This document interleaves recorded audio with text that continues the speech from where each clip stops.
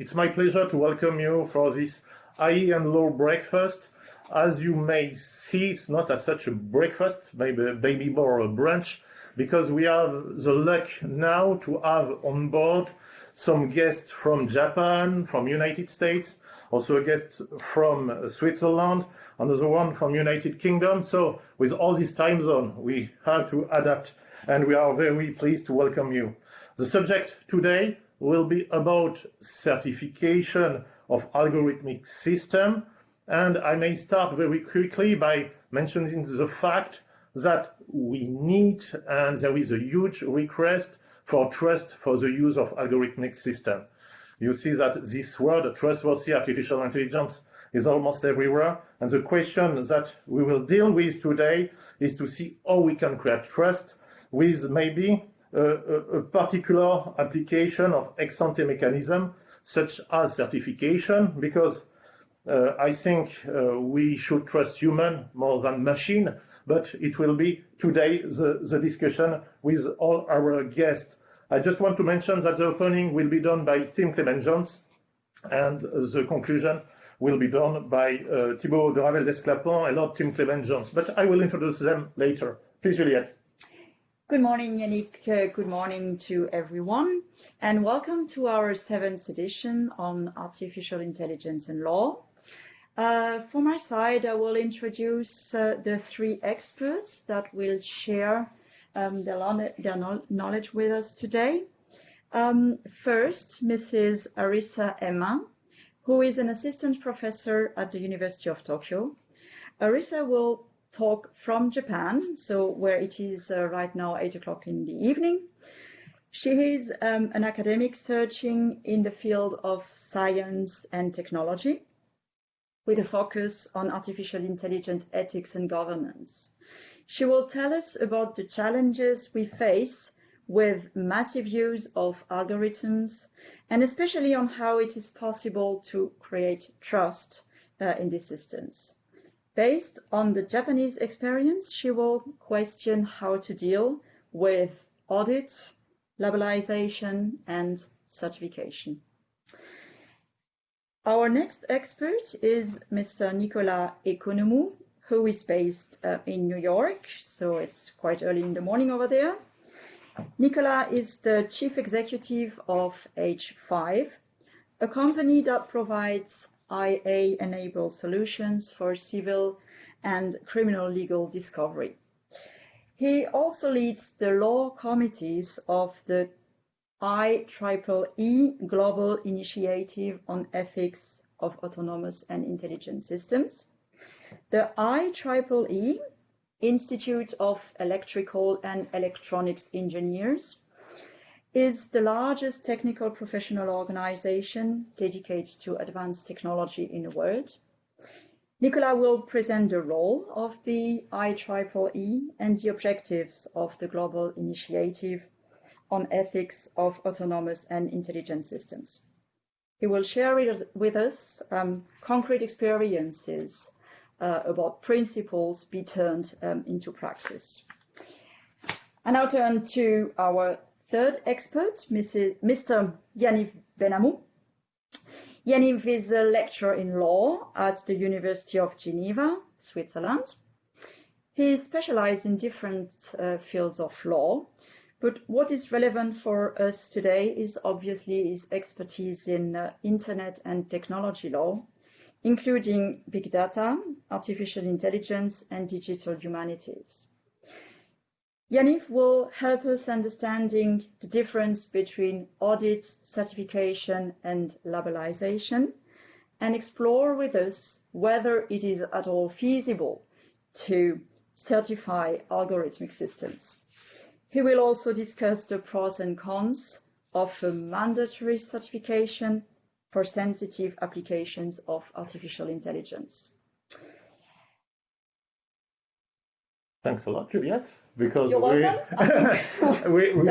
That's it. Yeah. Because I would like also to introduce Lord Clement-Jones. He will open this session of IE and Law breakfast. Lord Clement-Jones has a long experience of parliamentary affairs in the United Kingdom, European Union, and internationally. And Lord Clement-Jones has also advised governments, blue chip companies, and trade associations operating in highly regulated fields such as financial service, utilities, health, pharmaceuticals, and maybe it's a good comparison for me, in my opinion, also to see how certification of drugs and medicine could maybe inspire other kind of regulation. Lord Clement-Jones, I will let you the floor for this introduction. Thanks a lot again for being with us. Well, Yannick, thank you very much indeed. And Julia, thank you very much as well. It's a real pleasure to be here, especially given what I know has been a very busy 2 days for CAHI's Policy Development Group members and the Secretariat. And I want to open by giving a bit of context for our discussion today and raise a few questions. Now, our original UK House of Lords Committee report, which I chaired and which we revisited with an evidence session on artificial intelligence with the UK government ministers this week, emphasised the need to realise both the opportunities and mitigate the risks involved in the application of AI. And a crucial element of the latter, of the risks, is the retention of public trust through demonstrating ethical, trustworthy AI. And for instance, we've seen in the UK how even the word algorithm has become problematic this year, for example. Now, in those 2 years since our report, we've seen a flourishing of sets of ethical principles at national level, in the private sector, and at the highest international governmental level, G20, OECD, EU, and so on. And we've also seen a concerted move towards operationalizing those ethical principles by reference to the risk by application and sector, whether in overall corporate governance, design, or use case. And this has meant the beginning of discussions on calibration of the risk of AI solutions and systems by bodies such as the German Ethics Commission, the EU, or our own Centre for Data Ethics in Innovation in the UK, and now significantly by CAHI, which is looking, as we all know here, on the feasibility of incorporating this into a new convention. Now, this kind of hierarchy of risk approach needs to result in decisions on the appropriateness of a graduated approach to governance, such as voluntary codes in the first tier, then maybe corporate governance standards, or as a final resort, with high-risk applications and sectors, mandatory regulation. And these would be appropriate depending on the circumstances, i.e. the applications involved, the sensitivity of the data employed, the relevant sectors, and the context. And an aside, I am worried, however, by the idea that the precautionary principle should be the overarching principle for risk calibration. I think this could be an overcautious approach and replicate the mistakes over GM food regulation.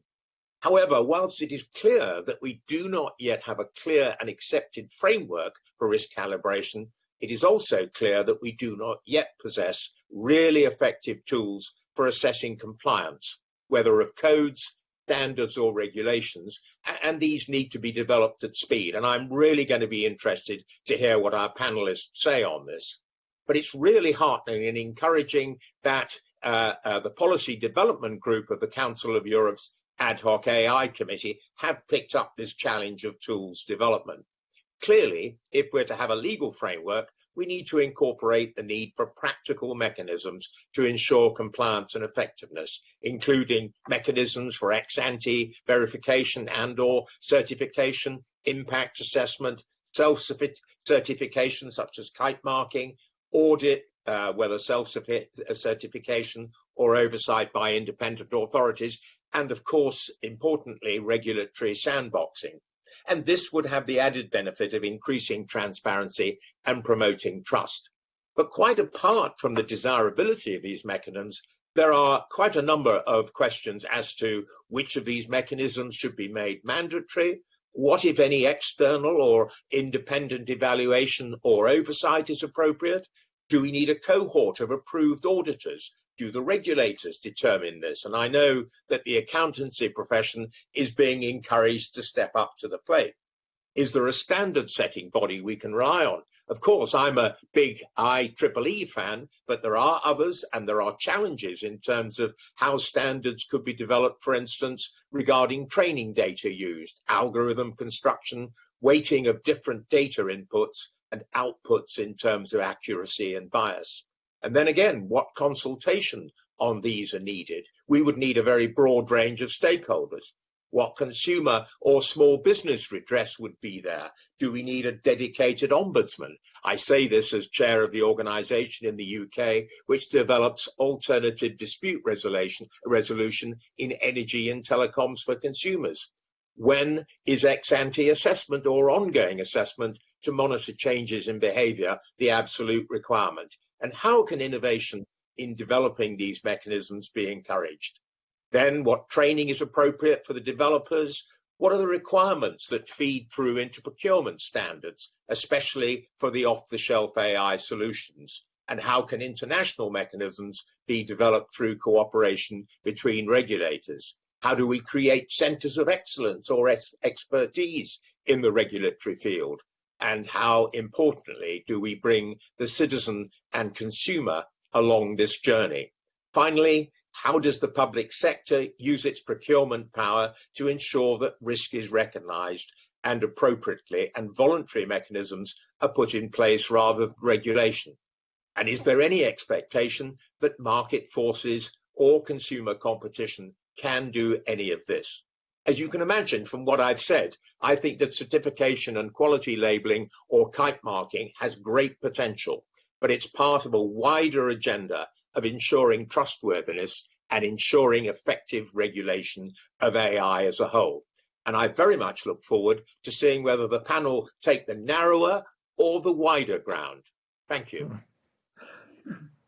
Thanks a lot, Tim. I just want to highlight, Juliette, that we have opened a chat also during that event, and I encourage you to use that. And I will launch one poll during that event, just to see, as you mentioned, Lord Clement-Jones, that we can give the voice also maybe to the participants. We are already 125 connected now, so I will open that during the first presentation. And we will pick up some questions from the poll. And after that, some questions from the University of Strasbourg and from representatives of the Council of Europe will be added to the questions of the public. Thanks a lot. So I would like now to let the floor and give the floor to our first expert. It's my pleasure to welcome from Tokyo, Japan, Dr. Arisa Emma. Dr. Emma, the floor is yours. You can connect now to the webinar. Thank you, Chair, and good evening from Tokyo. Can you hear me? Yes, perfectly. Thank you. It is my honor to be here, and thanks for inviting me to this great community. So as Julie introduced, my research background is science technology studies, and the current issue I'm focusing on is not only AI itself, but how to build AI governance, including data and algorithmic control, and how to implement AI principle into practices, and AI social implication to workplace and lifestyles. I see a lot of shared interest among Japan and Europe, so I'm happy to contribute to this discussion and contribute to the inclusiveness with a voice from Japan. So I would like to share my slides. Yeah. So I'd like to introduce myself by explaining several hats that I'm wearing. So one is from academic. I'm an assistant professor at the University of Tokyo and a visiting researcher at the Riken IP Center in Japan. And our institution in the University of Tokyo have AI governance project, and we occasionally organize events and publish reports. The latest report is entitled Data, AI Governance and COVID-19, Medium and Long-Term Perspectives for Asia. So while there is a growing consensus on international guidelines for data and AI technology, there's also a need to look at regional differences in culture, customs, and institutions. So this report focuses on Asia, particularly China, South Korea, Singapore, and Japan, where the COVID-19 spread first emerged. So it's about 40 pages with case-based discussion. The COVID-19 pandemic addresses key values for considering AI governance, such as human rights, fairness, and public safety. Given the current situation in which measures are taken in accordance with each country's system, cultures, and experience, responses against COVID-19 can serve as a mirror reflecting our current society and values. The report is open to the public, so please visit the link below if you're interested in. So I'm also a member of Japan's Society for Artificial Intelligence, which released guidelines in 2017. This guideline described the ethics of AI researchers rather than AI ethics itself. The last article is distinctive in that it states that AI, not AI researchers, must abide by the policies described above in the same manner as a member of JSI in order to become a member or a quasi-member of society. Some Japanese academic researchers considers AI not only as a tool, but also regards it as a pathway to understand human intelligence or even human themselves. So there are also cases using AI to revive the abilities and talents of people who have passed away. In this regard, in June 2020, the JSI discussed the privacy and dignity of the deceased using the case of AI singers and AI cartoonists.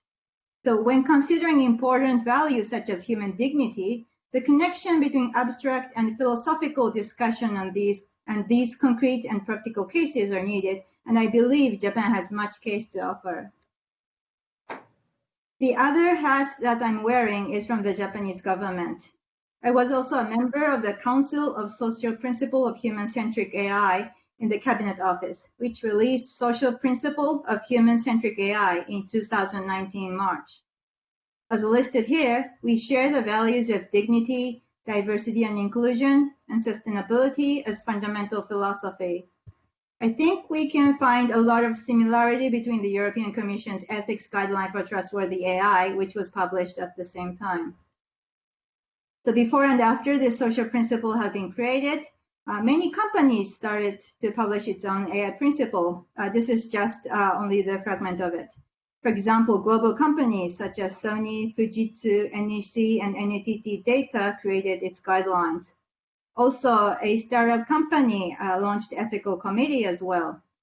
What I consider interesting is that some of the companies locate AI ethics and governance not as corporate social responsibility, CSRs, but as a framework for the management strategy.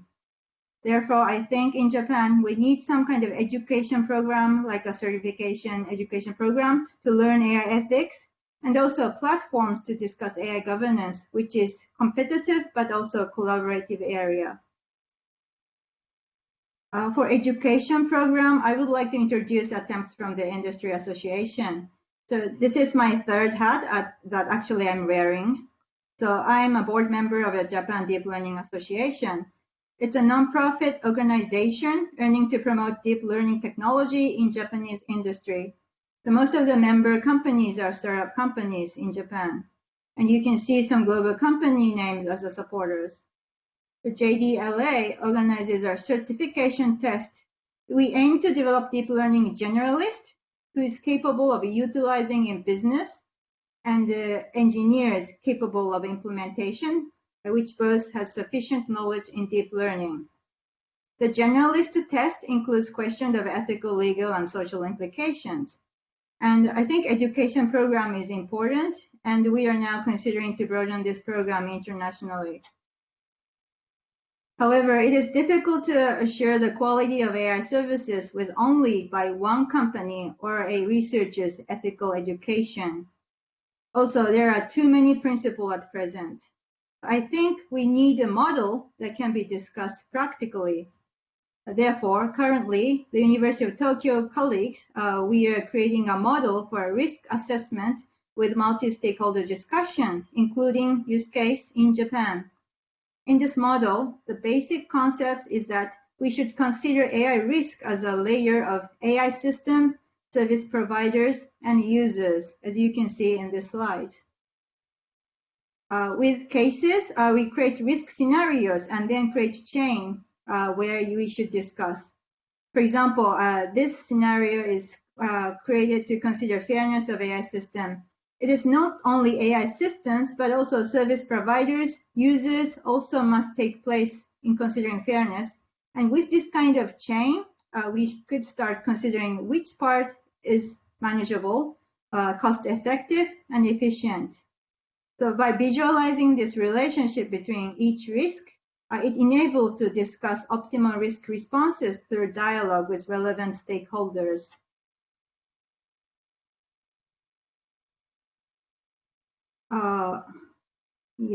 So we created this model because we consider that present AI guidelines are mostly discussed by initiatives of big tech companies in the United States and China.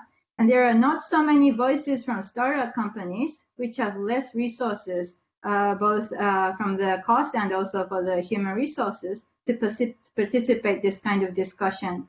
The industry structure matters as well. So a company that can handle development, service provision, and communication with users by a single company will be near users, and it would be relatively easier and quite quicker to respond to consumer anxiety and build trust in case of accidents. However, Japan has many business-to-business companies, B2B companies, compared to business-to-consumer company, B2C companies. The whole structure is like a B2B to B2B to B2B to B2C, and the supply chain becomes very long. If the supply chain is long, there are issues that need to be addressed, such as distribution of shared responsibility, or how far to explain the both upstream and also downstream parties, and who should be responsible for in case of accidents, in addition to existing principles such as accountability and transparency. I assume the industrial structure is somewhat similar in Europe. With this long supply chain, sometimes it is impossible to handle all the principles and the incidents by one company alone, and we need to consider ecosystem of the AI services to tackle the AI governance issue. Therefore, right now, as a board member of Japan Deep Learning Association, as I mentioned before, we started a study group on AI governance and its assessment for this summer. What we are doing right now is considering the framework and the network of ecosystem involving insurance and auditing companies, as well as like a whistleblowing system and a third-party committee for incident investigation to consider AI risk mitigation ecosystem, including not only big tech company, but also startup companies as well. So far, what we found is that the methodology of auditing and insurance, or like a third-party committee, are also facing challenges when discussing AI services or AI products. Because of the nature of AI services that continues to learn, it is becoming difficult to assure its quality. Also, the risk of AI services differs from sector to sector. It might be too costly to ask same quality to, for example, chatbot and to medical AI services. So there always exists a risk trade-offs, and collection of cases is important because industrial structure or the legal systems and people's values differ from sector to sector and country to country. So right now we are collecting cases, and we are happy to start collaboration with the European countries, industries, and researchers as well. So this is kind of like an overview of what's being discussed. It's among my community, including academia, company, private sector, and industry association, public sector, and also users. I think with this all stakeholders involved, it will be great to discuss the ecosystem of the AI governance to build the trustworthy AI and also the trustworthy society as a whole. So thank you for listening, and looking forward for your comments and discussions. That's all for my presentation. Thank you very much, Arisa, for this presentation. You gave us some very important keywords like human-centric artificial intelligence, education programs, platform to discuss governance on artificial intelligence. You talked about the importance of risk assessment of AI systems and risk scenarios. And crucially important, of course, is to have a global view on principles so that we have a quite uniform application of the protection principles. So thank you very much for this introduction into the ecosystem of artificial intelligence governance. And we will now pass the floor to our second expert, Nicolas Economou from New York. Nicolas, you can connect you. Wonderful. Thank you again very much for hosting us today. I will speak to you briefly about the IEEE Global Initiative, but I thought I would anchor as well my presentation into a concrete case study that emanates from about 20 years of practice in the US in a specific area of application of AI in the law. I'll try to share my slides. I have just a few slides to show you. So by way of introduction, the IEEE is, as you heard in the beginning, a global standard setting body, and it's also the world's largest technical organization with 400,000 members. We've been working on this question of trustworthy AI for many years under the IEEE Global Initiative on Ethics of Autonomous and Intelligent Systems. I should say here that it's been an honor as well to collaborate with the Council of Europe and CEPEJ in particular over the past couple of years. I want to pause for 1 second. The question is often asked as to why we don't use the term AI. I will use it today as a shorthand, but we chose this term of autonomous and intelligent systems, first of all, because people pause and ask us the question, why aren't you saying AI? And that always helps us to address what we believe is a lot of the hype about AI. We also wanted to underscore the word of systems, to recognize this is a socio-technical system with a lot of people involved, from the design to the operation and to the validation, not some sort of autonomous intelligence in any human way. So the notion of systems was very important to us. And also we wanted to talk about emerging technologies more generally, hence the notion of autonomous systems such as robotics. So that's the introduction in this respect. What we set out to do was to really think about, like many others, how do you develop, and you heard there are many principles that exist and many sets of principles. For us, the question was, how can we design a framework that can help operationalize trustworthiness? And the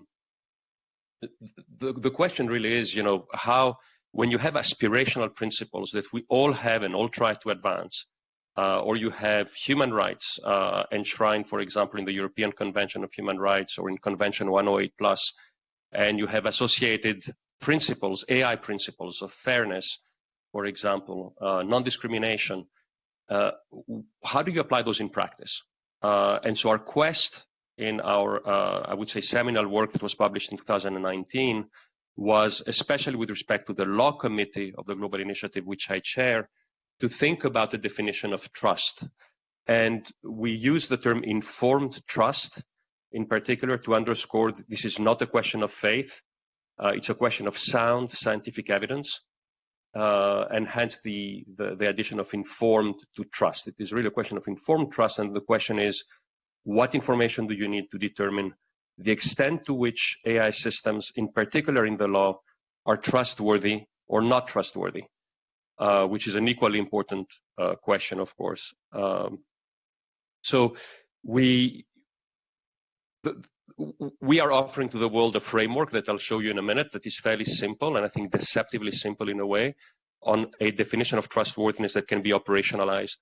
This definition had a few design constraints that I quickly want to outline before I show you the framework itself, which is a definition of trust that can be operationalized cannot rely on 35 principles or conditions. It's got to be simple, it's got to be uniform, it's got to be broadly applicable, it's got to adapt to different cultural environments, it's got to be able to be operationalized when it comes to the law, which was our focus in all applications of AI in the law, and not only in current application, but a framework of trustworthiness need to be robust enough to be able to adapt to future innovation.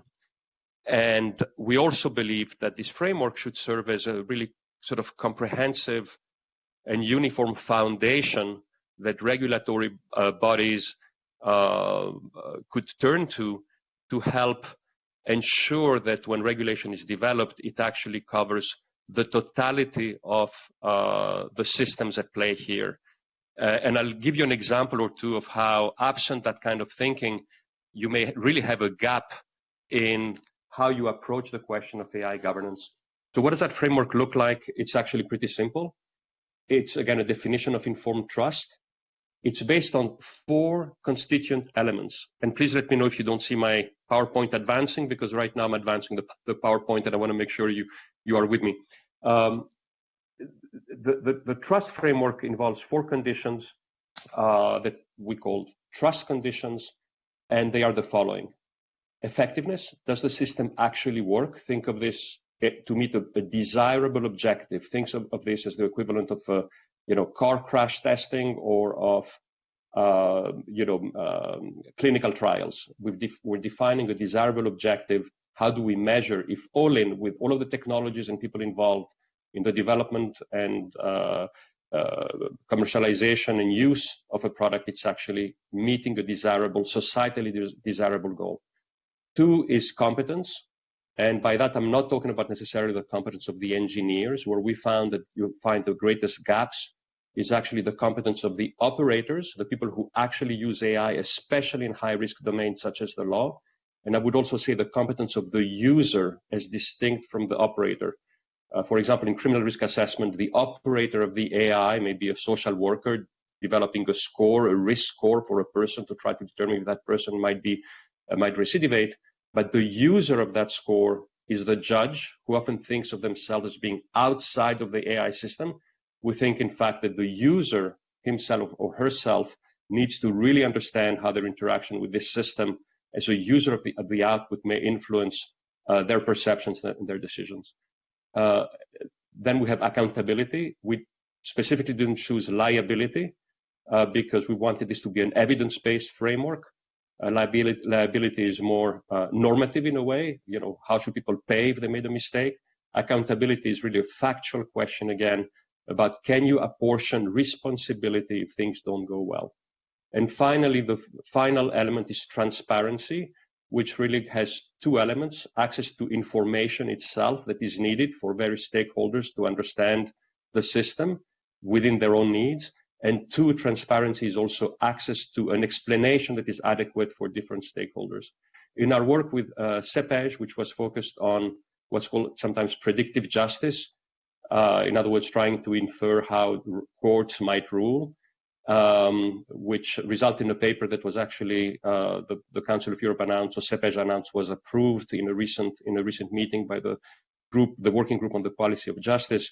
In the collaboration we had with CEPEJ, which incorporated this framework, we also added data agency and security, in particular in connection with Convention 108+. And our belief is that, and the framework we developed collaboratively with CEPEJ and Council of Europe experts, is that this informed trust framework can help operationalize in practice the rights enshrined in the European Convention on Human Rights. It can also be applied to other starting points, such as the UN Charter, or it can be adapted to other top-level values that you have. Connect those to AI principles that are aspirational, such as fairness and others like that we all talk a lot about, and then help effectively define those and provide a framework from which you can determine what evidence you actually need to determine the extent to which AI systems in the law, but we believe beyond as well, are trustworthy, the extent to which they're effective, the extent to which the operators are competent, the extent to which we can hold people accountable if the desirable objectives are not met, and finally, the extent to which you actually do have evidence of transparency and, where applicable, of data agency and security. I want to give you a quick example to illustrate the lessons of 20 years of use of AI in the US as a case study. And that case study is on civil and criminal fact-finding, which is called discovery here in the US, it's called disclosure in the UK, but it's really the exercise to identify in often very vast troves of data that can be, corporate documents, emails, chats, all sorts of other types of information to try to identify if there is evidence of malfeasance. I'll go a little quickly because I have about 2 minutes, but hopefully that will give you a sense. So AI in this domain has been used for 20 years to automate otherwise manual reviews of vast troves of documents that would have to do by humans. So you're looking for evidence of fraud, for example. Can you use AI to search for that? Very quickly, there is very sound studies were conducted from 2008, 2011 by the US National Institute of Standards and Technology. Those studies resulted in a meta-analysis in a seminal paper in the US that demonstrated two things. That in this context, what we call TAR, Technology-Assisted Review in the US, actually can perform more effectively than humans can. And two, that it's a very effective method to actually conduct fact-finding. This resulted, and not just for the story, but in two seminal cases in the US where courts actually said effectively that you can use AI in fact-finding in the law. And now I just want to run quickly through you this question of, well, is AI trustworthy in this context? And I'm going to run very quickly through these slides across assessing the use of AI in fact-finding across the 4 trust conditions that I talked about, of effectiveness, competence, transparency, accountability. But let's look at the first one. Those studies I mentioned conducted by the United States National Institute of Standards and Technology, which is very highly regarded, in fact shows one thing. And I'll leave you with an impressionistic sort of sense of this. But what this tells you, it maps how accurate systems that were studied actually were. Where you ideally want to be is on the upper right corner. If you are there, it means that you found all the information and all the evidence that you need to find to make a decision as a court that is based on the full set of fact and evidence. At the lower left, it means you really missed most of the facts. The main conclusion I want to draw from this is that really effectiveness is all over the place. And that means that in effect, when it comes to effectiveness, although it's in very often extensive use in the US, in fact, we should really proceed with caution even after 20 years. With respect to competency, I will leave you here as well with a very impressionistic view. Those same studies I mentioned ask the operators of the AI, those lawyers who were operating AI, to assess how accurate they were. Each one of these red lines that you see connects 2 dots. One dot is how accurate the operators thought they were, the lawyers, companies like mine, other service providers, and how accurate they actually were. The longer the red line, the more it tells you that the operator was wrong in their assessment of accuracy. And as you can see, the difference between how accurate operators thought they were and how accurate the system actually was is enormous. So there as well, some people can do this well. It's a statistical exercise that requires competence, but mostly proceed with caution. With respect to transparency, and here I'll jump on this, but effectively, because I don't have time, but transparency is often misplaced. People, judges, courts, lawyers look at the input elements, like the data that goes to train a system, as opposed to the outputs to measure how effective it was. So transparency is often misplaced. Courts don't understand that. And because all those trust conditions I just went through are so poorly satisfied, or they can be satisfied, the scientific evidence is there, it means that accountability really cannot be assured. So what is the conclusion I want to leave you with here through this mini case study, and I'll close here, is that even in a system where there is very clear scientific evidence that AI in civil and criminal discovery can advance the functions of the law, find the evidence you need, do so cheaply, and the values that animate the law, meaning provide access to justice and ensure that courts make determinations based on a full set of facts, in reality, real-world practices have congealed very inadequately. And our mission at IEEE is to develop instruments that regulators, courts, lawyers, and others can use to ensure that these 4 trust conditions are met. And I will leave it at that. Sorry for taking about a minute more than my time allocation. Thank you. Thanks a lot, Nicolas. It's the perfect presentation for me. I will just take one idea. You say many things, but I want to focus on what things. This is competency also, meaning to be sure that the users have the good competency to use AI systems. I would like to let the floor now to the third expert, and it's my pleasure to welcome Yaniv Benamou for his presentation on this algorithmic system. I just want to underline that I will close the poll that is ongoing, where I asked if the IE developers have already some guidelines. It seems that the answers at 87% are no, and I will open the poll during the presentation of Yaniv Benamou about what kind of third party will you trust as certifier of IE system. Yaniv, the floor is yours. Thank you, Chair. Good afternoon, everyone. I'm happy to present in 10 minutes legal aspects relating to the certification of algorithmic systems. I started being interested in certifications and labeling when I realized that the current legal framework is mainly based on self-regulation, understood as private norms enacted by private bodies, such as professional norms or codes of conduct. So one of my current academic research at the university and the legal practice at the law firm relates to self-regulatory models, which has led me to work on initiatives relating to certification trademarks and labeling for digital services. Let me start by saying that today we observe a rise in certification due to their advantages, among which stand out flexibility and greater compliance. In my view, this rise has also recently accelerated, not only with the EU legislative proposal for data spaces that advocates for voluntary labels or fully fledged certification, but also with the recent positions paper of 14 EU member states that call for soft law regulation. It's being recalled that the EU current approach is to have a mandatory certification for high-risk technologies as opposed to voluntary certifications or labeling for the rest. So with this rise, I selected 3 legal challenges.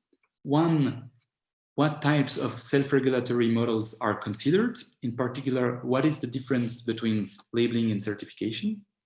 2, what is the accountability and liability of the norm drafter, the certifier, and the certified company? And 3, how to audit algorithmic systems. The first challenge is to know among all the self-regulatory models what type to choose. Here, distinction shall be made between a first type, which is certification, known as co-regulation, as there is a state intervention, a state approval. A good example is the GDPR certification or the codes of conduct, which are previously approved by the National Data Protection Authority, or the European Data Protection Seal, if it's a EU-wide certification, such as the Euro Prize for GDPR compliant IT products. The second type is labeling, known as pure private self-regulation, as there is no stated intervention. Labelings are usually combined with a certification trademark and a certifier or an auditor for compliance verification. For instance, for digital services, one can think of the ISO 27001 on data security. Another example is a forthcoming so-called Swiss Digital Trust label arising from the Swiss Digital Initiative, a foundation chaired by the former Swiss president. This Swiss label guarantees quality and ethical standards of tech companies willing to bear the stamp, similarly to the Swiss chocolates or the Swiss knife bearing the Swiss cross. So I will take the liberty to make reference to this Swiss label, as I have been involved myself as academic expert member of the foundation, and mainly because we can rely on a case study and I can provide feedback experience.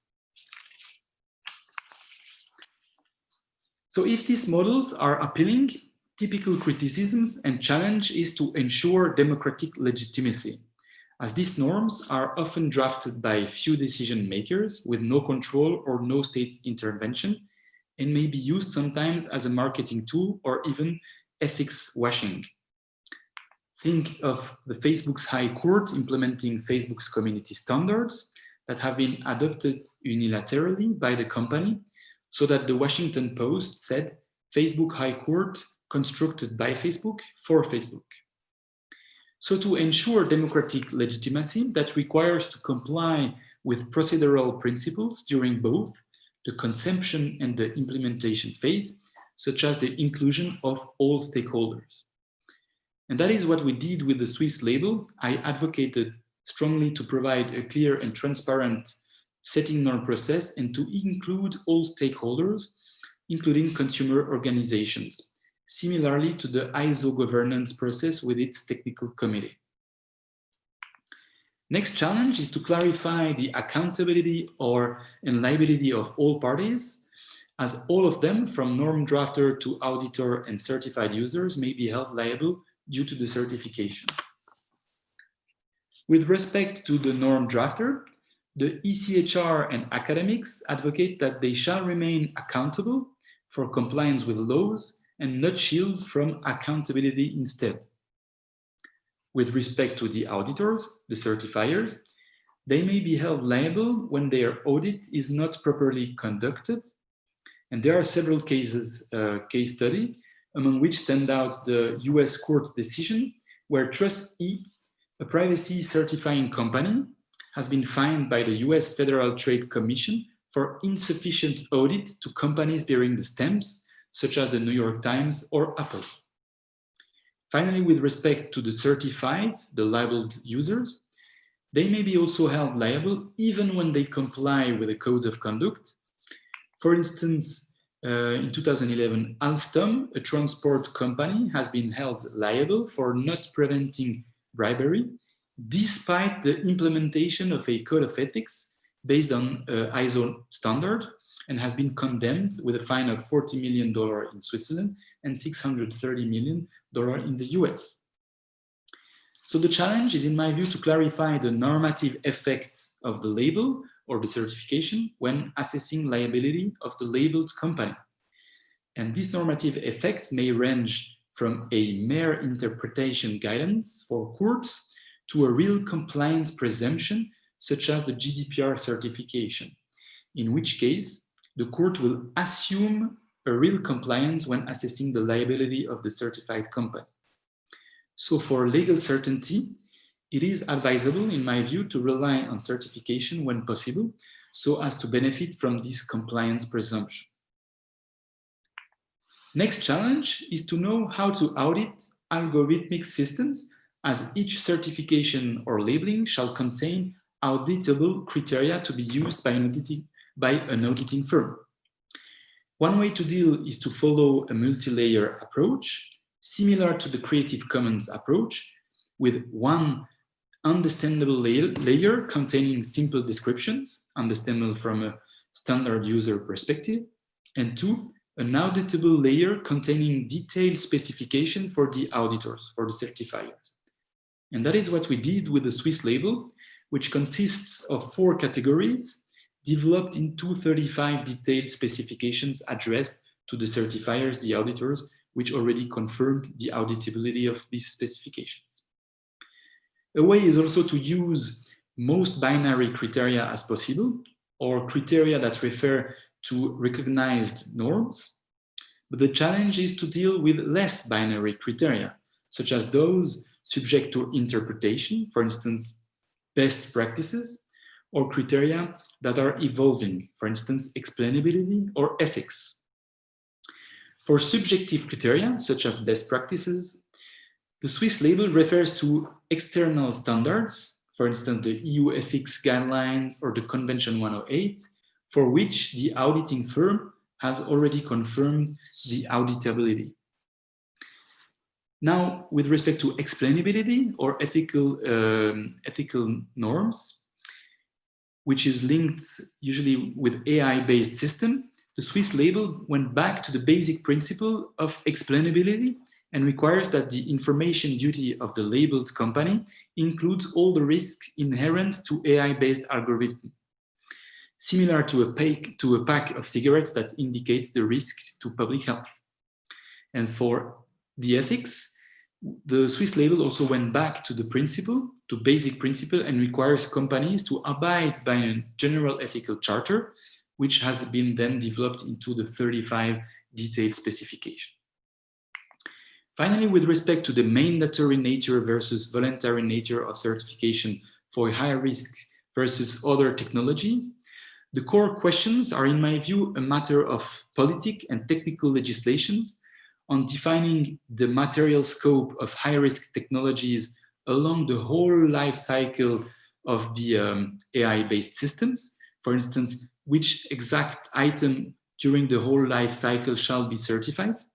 Also to define the geographical scope. Is it a EU-wide, a national, or a global certification?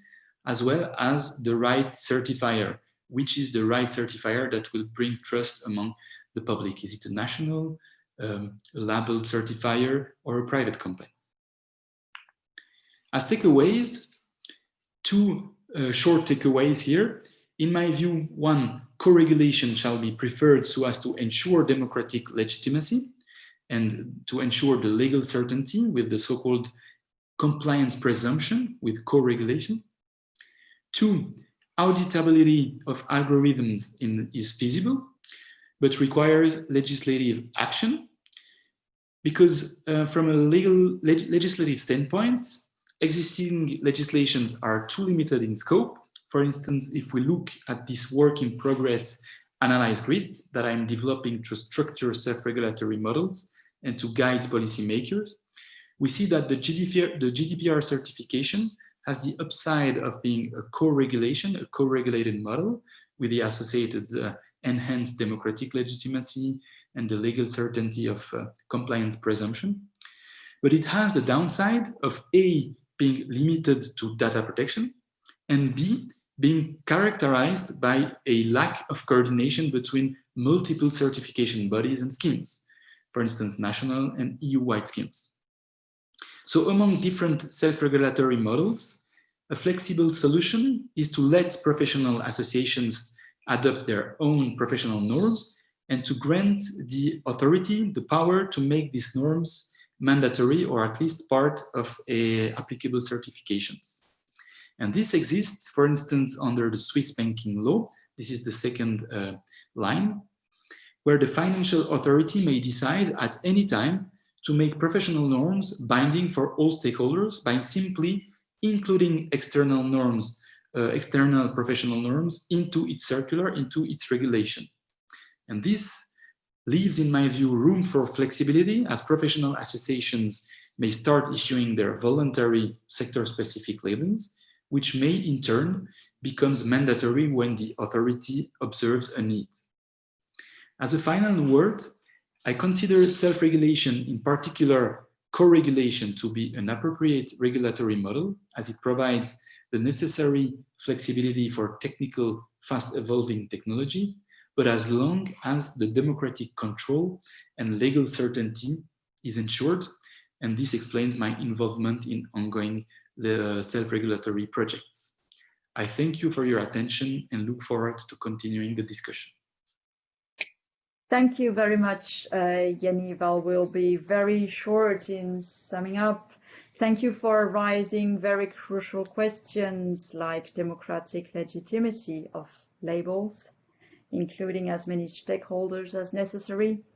Thank you for reminding us of the normative effects of the label and the question of liability. And at the end, for insisting on the need of various criteria. It is everything but simple, and we really feel the complexity of organizing different criteria from different spaces and origins for organizing the co-regulation you wish to see in the future. So thank you very much. And now we will go to the chat. Exactly. Yes, we sum up some questions. So for Dr. Emma, Nicolas, Yaniv, I encourage you to turn on your camera now because it will be a round of questions. So maybe to have you on the screen, all of you, and of course, Lord Clement-Jones, also if you want to contribute and answer to some questions, you are very welcome. So just to sum up first, we have a poll which is continuing to run with a question about what kind of third party will you trust as certifier of IE systems. We have 51 votes, and the participants suggest a new ad hoc international regional public independent organization. So this is only one option among many others, and it links to one question that we have on the chat, and I will ask this question to all the participants. When it comes to human rights and standard to human rights, what kind of certifier can we expect? Is it to standard organization? Is it to a public authority, human rights authority? Who can endorse that role when we discuss about content on human rights with a certification system? I propose first to use exactly the same order of speaking, meaning Tim, Arisa, Nicolas, and we will conclude with Yaniv. Lord Clement-Jones, the floor is yours if you have some views on who can certify. Yes, thank you very much, Yannick. I certainly do. I think it depends on the context and the risk involved. And I think that's where, in a sense, some overarching regulation is needed. Because if it's very high risk, you're going to need external audit. And you're going to need professional external audit. And I think that's why I mentioned the fact that the accounting profession is gearing up to this aspect. Whereas, and I was very interested to hear what Yaniv had to say on that external audit point. But I think that governments have a particular responsibility to show the way, and currently I think in many ways governments are the ones who are conforming least to that external audit model. You know, there are some governments that have totally independent bodies looking at their accounting and so on. Well, I think that's what we need to develop in the future. I think the referential sets of ethics that are needed for the auditors to use as their sort of normative, I think, normative ethics, which is again the phrase that Yaniv used. I think, you know, that is going to be something which each government almost has to choose. And I hope, obviously, that we get a Council of Europe convention that helps us with that. But it could be the G20, it could be the OECD at the end of the day that sets that overarching pattern. But I do believe that, you know, this is going to be the subject for the future. And then, of course, self-certification of the kind that that Nicolas talked about, and our Swiss penknife, you know, that may well be the way forward for some consumer-facing aspects. But again, I think that external audit is going to be something that consumers themselves ask for. Thanks a lot, Tim. Dr. Arisa, Emma. Thanks for the question, and I agree what Tim said. We should consider the sector that is really high risk and low risk, and we should start from the case-based discussion. And in the case of Japan, I heard some of the audit like the internal audit is starting to create the criteria based on the case.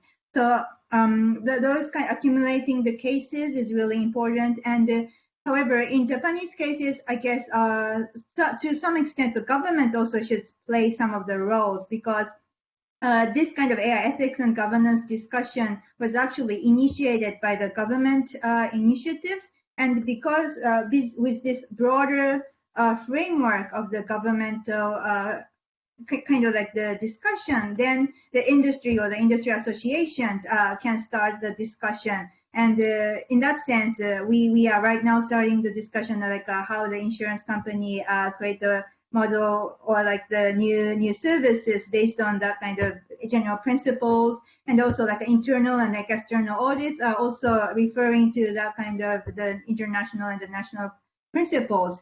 And but on the other hand, I would like to raise that we also have to promote the innovation as well. And in order to consider like the resource divide, because maybe the big tech company can afford this internal audit and also get some kind of criteria or like the standardization. But most of the new technologies is rising from the startup company. And so in that, so we need some kind of, you know, the industry association or some kind of like a support initiatives so that, you know, to support the startups with the small resources.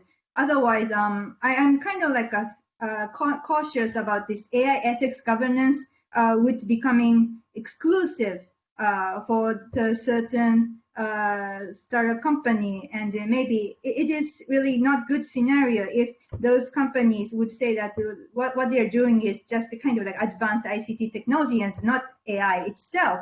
And we wanted to be very inclusive when we discuss AI governance, to be trustworthy AI. So I think we have to, you know, support this B2B company or like the startup companies so that we could create this AI governance ecosystem in a trustworthy way. Thank you. Nicolas Economou, please. Yeah, thank you. Thank you for the opportunity to address this question. So I think from my perspective, first of all, I should say some of this will delve into personal opinions and not necessarily the official position of the global initiative. From my perspective, the hard to all this is sound evidence. What constitutes sound evidence of the extent to which AI can be trusted to meet, advance, protect human rights, such as those enshrined in the European Convention of Human Rights. The job, in my view, of an entity like the IEEE is not to enable, Tim, I'll slightly disagree with what you said, to enable self-certification, is to establish scientifically sound standards for what constitutes sound evidence of certain elements. Those standards to be met it could be mandated by professional associations, it could be mandated by regulators. We definitely think, I certainly do, that there absolutely is a role for hard law here to ensure that AI ethics are applied in practice.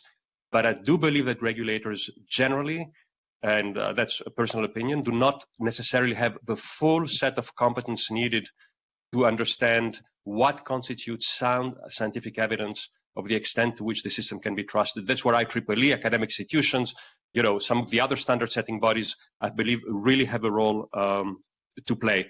I have a concern, Yaniv mentioned professional organizations. I've seen this in the US, again, that's a personal opinion, but I do not believe, for example, that bar associations are equipped themselves to determine what constitutes competence, for example, of, say, their own members as lawyers to use AI. There, too, you need a technical organization to determine that. I will say that in the US, we have an interesting model that I think fits somewhere potentially. It's a non-regulatory body I mentioned a while ago called NIST, the National Institute of Standards and Technology, which develops standards that do exactly that. It sets a technical standard that is scientifically, technically sound, but it does not impose the regulation. Very often this is adopted through procurement mechanisms. The last comment I want to make is to Arisa's point about not making this exclusionary for startups. I think that's a crucial consideration. And I think many citizens, entrepreneurs, startups are very concerned about that. And one recommendation we made as part of our CAHI work is to, in fact, enable for startups benchmarking exercises that are consistent with the standards you're trying to achieve, but that are much easier to be tested on, such that even startups or the individual inventor can actually produce evidence, early evidence of the extent to which their AI system is actually effective in a certain domain, and therefore be able to attract resources, capital, human capital, to then pursue their entrepreneurial endeavor. I say that, and I'll finish there, Yannick, I hope I'm not too long, but I lived that myself as an entrepreneur 20 years ago when I was trying to demonstrate that our flavor of AI could actually advance the functions of the law. US NIST had benchmarking exercise like that. I showed you the result a moment ago. They were easy to go through. The evidence that was produced was sound. They weren't expensive or onerous even for a young startup, and they allowed us to produce sufficient evidence to attract financial capital and human capital to compete with the largest companies in then developing a technology that we could market. Thank you very much for giving me the opportunity to answer this question. Thanks a lot, Nicolas. Economou. Dr. Yaniv Benamou, the floor is yours. Yes, I keep it short. To get back to what Nicolas said about professional organizations, fully agree. It's delicate along the whole life cycle of intelligence and autonomous systems to know who might be able to define and audit the systems. And you're right, some professional organizations may not be, but that's the whole key question of defining what is high risk and where to put the labels on which part of the system. With respect to which type of certifiers might be acceptable for high risk or human rights questions, I just wanted to say I maybe have a legal or a more liberal answer, because I think it's all a question of accountability and liability along the whole chain of involved stakeholders. And that's what I tried to say. With norm drafter, they are accountable and liable if they do not control their own auditors. And then it might be also private or public auditors, but they might be also liable if they do not provide proper auditing services. So all this accountability and liability, I think it's a leverage, a kind of leverage to provide a proper auditing service. So whether public or private, I think this might be probably sufficient with this legal leverage of liability. Thank you so much. Thank you. We now turn to the University of Strasbourg. I will give the floor to my colleague, Thomas Lampert. Thomas is a computer science researcher at University of Strasbourg, where he holds the chair of data science and artificial intelligence. Thomas, hello. I can see you. Yes, you have the floor, Thomas, for a question. Thank you. Thank you for the very interesting talks. So I have a question regarding, so the talks appear to me to focus on more static systems where a system is developed, trained and used, and then it is kind of fixed afterwards. In the case of a static system, the input is evaluated and the testing phase, which also includes the certification phase, is assumes a certain data distribution. So in a static system, any input outside of this distribution might give an unknown output. And also AI systems encompass learning systems which can evolve during their use. So and therefore the behavior may not be fixed at the beginning. So I wonder how the certification process deals with this, if it is to iteratively validate an algorithm, and I think Nicolas touched on this most closely, that an expert can evaluate it but might not be accurate. How do the certification systems deal with such cases where the output might not be predictable after the certification has been made? Thank you, Thomas. Maybe we take the same order than before. Tim Clement-Jones, would you like to start on that question? This is really a practical question for the others, I suspect, but I would say that you therefore have to think about monitoring, but it is that this issue of, if you like, the moving target, I think is one of the most difficult issues in audit, let alone impact assessment. So I hope that the Swiss penknife approach includes monitoring as well, but that I don't know. But I certainly think you've raised an extremely important issue, Thomas, because that, in a sense, is the essential nature of AI. After all, Brad Smith, defines artificial intelligence as software which learns from experience. And so if you believe in that, then it is all the time transmuting and doing something new as it develops. Thank you very much. Arisa, would you like to go on that? Yeah, thank you. Thank you, Thomas, for raising this very important question. So we also had this discussion with the audit, the internal audit person, and it is really important because not only like the service being provided to the users, but also like what kind of data should be collected also needs to be kind of like the pre-examination before creating this AI services. So what the audit should do is it shouldn't be like it can be more like the agile audit system, which right now required. And in that sense, not only like external audit, but also independent and neutral internal audit role will become very, very important.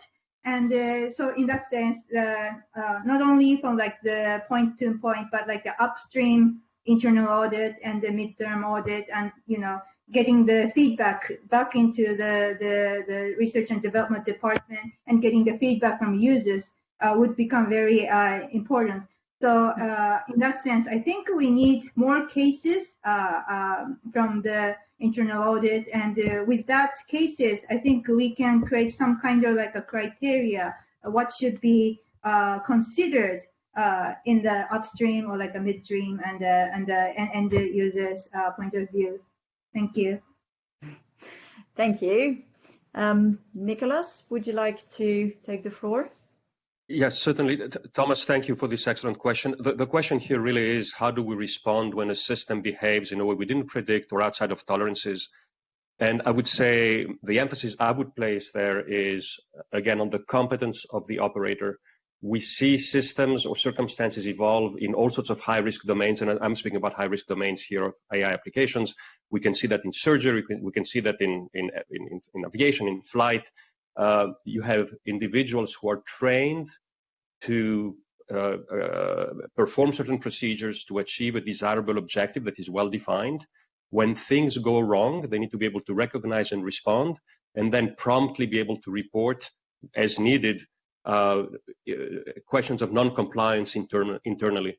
So my belief is that the heart of this is ensuring that, again, the operators in high-risk applications recognize when things are going not as designed or when behavior is involved in the wrong way, be able to respond in a specific circumstances to start as effectively as possible, and be compelled to report back through a compliance mechanism to ensure that lessons are learned from that.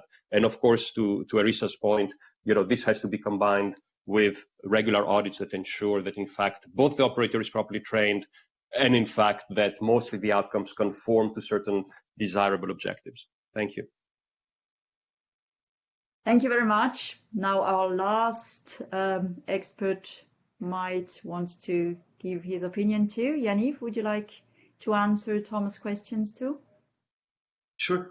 Just to say that the question to how to respond to evolving system, I think it's precisely the added value of certifications.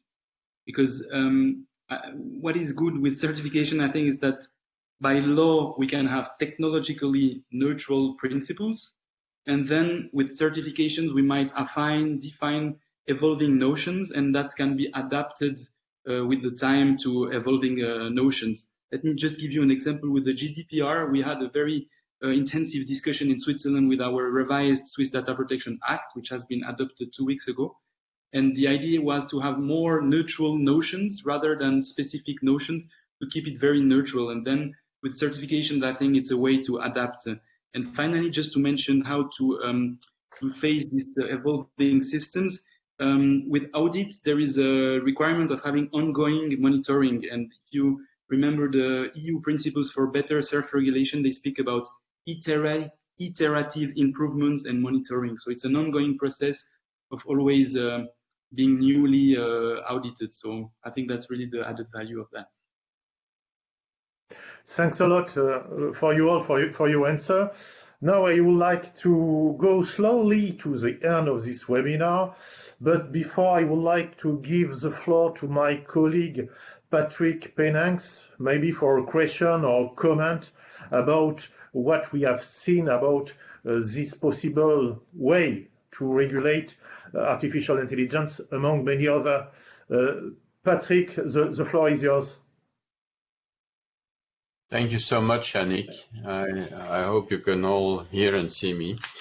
And that becomes the standard question nowadays in all of our conferences, basically. That is, can you hear and see me, which never used to be a real issue when we were meeting live, actually.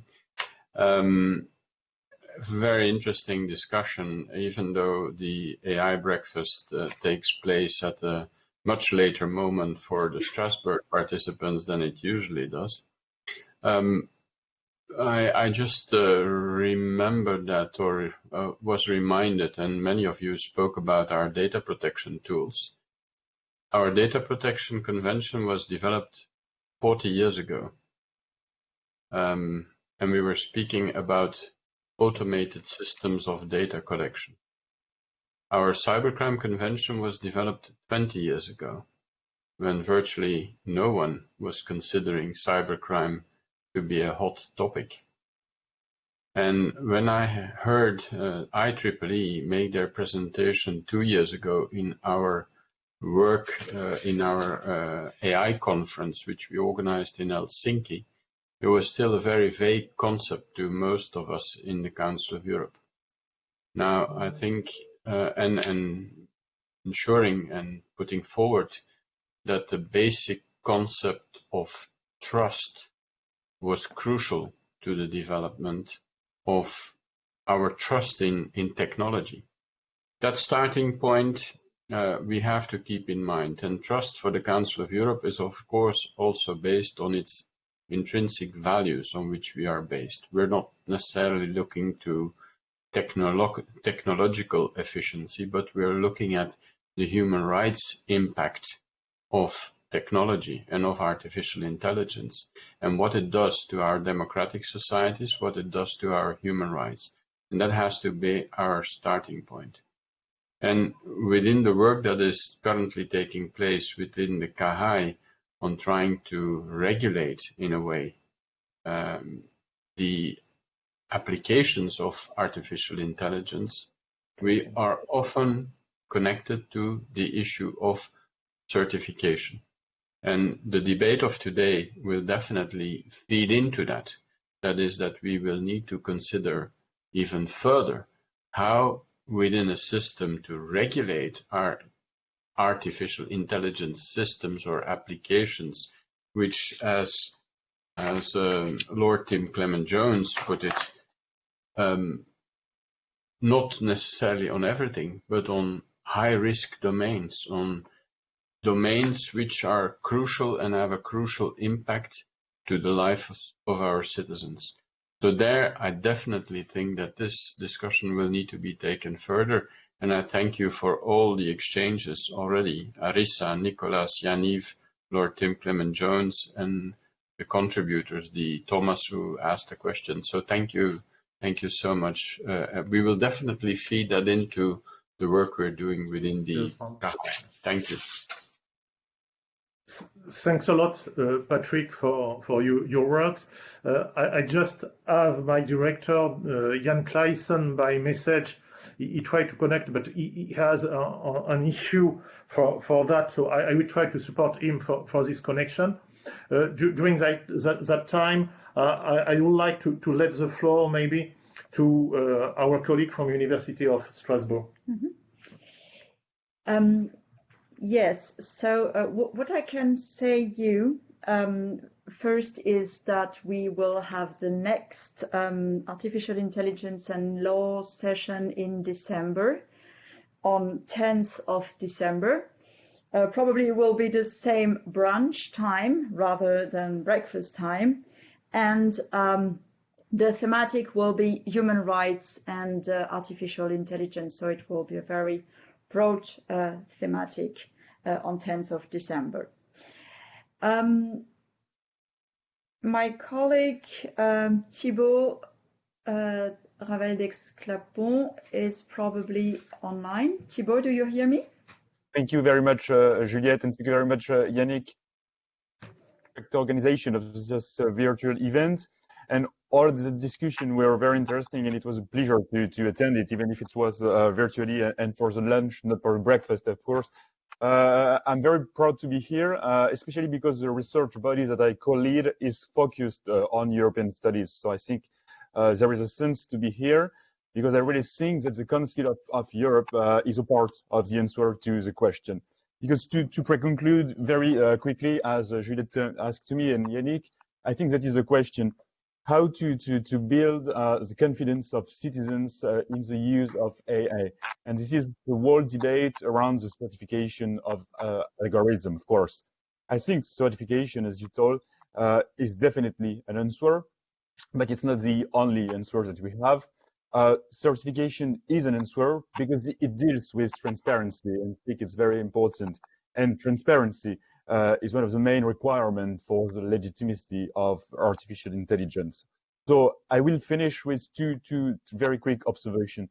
The first observation I want to say, and maybe it is linked to all what you said before, who will ensure, who will do the certification. I think it's the main problem, and I agree totally with Lord Clement-Jones. It depends on the context and on the risk, of course. And I wonder, when I was listening to you, I wonder if ultimately the issue of certification does not bring to one of the proposals of the Villani report to create a sworn function, an independent function of auditor of algorithm who could be, of course, certifiers. And these independent experts could be attached to an authority or authorities that already exist, such as financial authorities, for instance, like our Autorité des marchés financiers. And I think it could be a part of the answer. And the final observation that I want to say today derives from the place where we virtually are, of course. I think the answer must be, I think it must be European answer, at least, global if we can, but European at least. We cannot act, of course, alone. France, England, Germany should not be the only ones to adopt a text on that such a thing. We must, at all costs, avoid the phenomenon of law shopping, which could dramatically damaging consumer confidence. So, in conclusion, and I think it's important to say and to repeat it, we need, of course, the Council of Europe more than ever. We need the K more than ever, and all of that discussion. So thank you, thank you, Yannick and Juliette, for organizing this event. And I think we should keep on thinking on all of this very interesting question. And I now the honor to give the final floor to Lord Tim Jones. Thank you. Okay. Thank you very much, Thibault, for having been with us, on board with us today. We just see that Jan Kleijsen could connect and could join us. So please, Jan, would you like to say some words? Thank you very much, Juliette. Thank you, Yannick. Sorry, I had a technical issue for a moment. I would like to thank all the experts very warmly. I would like to thank the University of Strasbourg for having partnered with this event, which has moved from breakfast to lunch. And I very much hope that at least in 2021, we will be able to have a real dinner and actually bring people physically together. I'll be very short. I would like to thank once more the participants for their questions, also for the discussion, which is extremely useful for the work of CAHAI, the ad hoc committee that has been mentioned so often during lunch. One of its subgroups is meeting today. We will make sure that the insights that you provided us with will be shared with the experts. Our goal, as you know, is to come up with an opinion, a clear opinion to our Committee of Ministers, whether or not we should go for a legal instrument and what sort of legal instrument. Personally, most of you will know that I would very much hope it will be a binding legal instrument, because I think there's a unique contribution. That is a unique contribution the Council of Europe could make. But thank you once more, and your insights have been much appreciated and will be shared. Thank you so much. Thanks a lot, Jan, for being with us. We know that the agenda is quite hectic those days, and I would like to let Lord Clement-Jones now concluding this IE and law lunch. I don't know. Next time we will think about branding. Lord Clement-Jones, please, some words to conclude. Thank you, Yannick, and thank you, Jan, very much. Very nice to see you as well. And to hear your ambition. I don't know about you. I've had a purely virtual lunch, so you know, that's a first. But I just wanted to say how refreshing this session has been, because this will feed directly into the feasibility study, as Jan said, and as Yannick has said. Because these tools that we've been talking about are practical. It's about operationalizing ethics, as we've talked about. And so to that extent, this has been a wonderful hierarchy, because Arisa talked about the risk chain model, the ecosystem of AI governance matrix, then Nicolas with his trust conditions for informed trust. And I take his point indeed about sound evidence. And then, of course, we have Yaniv with his Swiss labeling.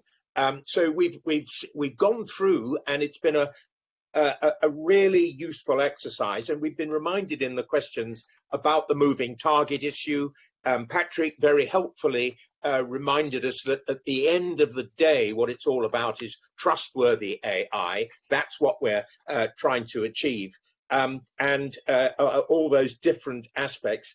And Thibault, I thought also at the end raised a very interesting question of if you like, a professional cadre of audit experts in this field who would need actually quite a range of different capabilities. So I think we've raised some really interesting issues here. I hope that many of them will be reflected in the feasibility study, but this has been a very, very helpful session, I know.